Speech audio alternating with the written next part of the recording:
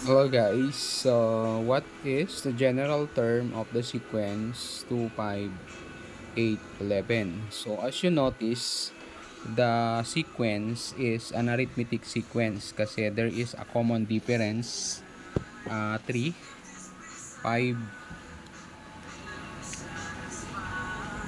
that is 5 minus 2 is 3, then 8 minus 5 is also 3. So the common difference is 3. So we need to find the general term of the sequence. So since may ano na siya, may choices. So dito na tayo magbabase sa choices. Mas madali siya. Unlike kung walang choices, medyo mahaba ang proseso sa paghahanap ng general term.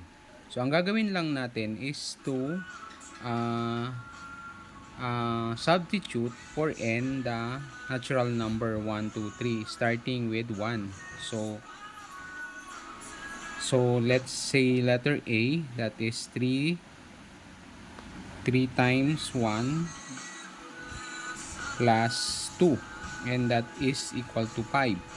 So letter A is not the correct answer because the first term is 2. And same with letter B, 1 minus 2 equals negative 1. Let n equal to 1 minus 2, that is equals to negative 1. So that is not 2, right? So letter B is not the correct answer.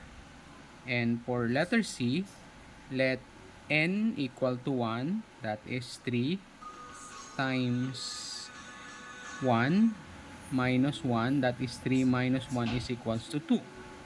Right? So 2 siya. So let's check for the next sequence kasi pwedeng mangyaring ang first term tama, the next term mali. So let's check first. Let's check now the second term. That is 3 times 2. 2 as for the next value of n, 2 minus 1, and that is 6 minus 1 is 5. So 2, 5. Check another for the next term. 3 times 3.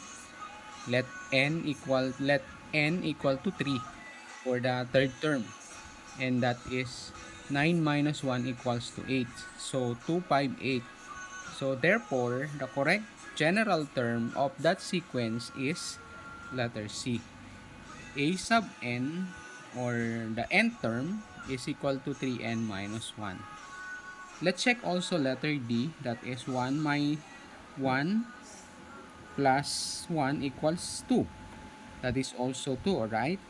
So let's check for the second term, that is n equals to 2 plus 1 equals 3, and that is not equals to 5. So letter C is absolutely the correct answer, right? Okay, thank you so much.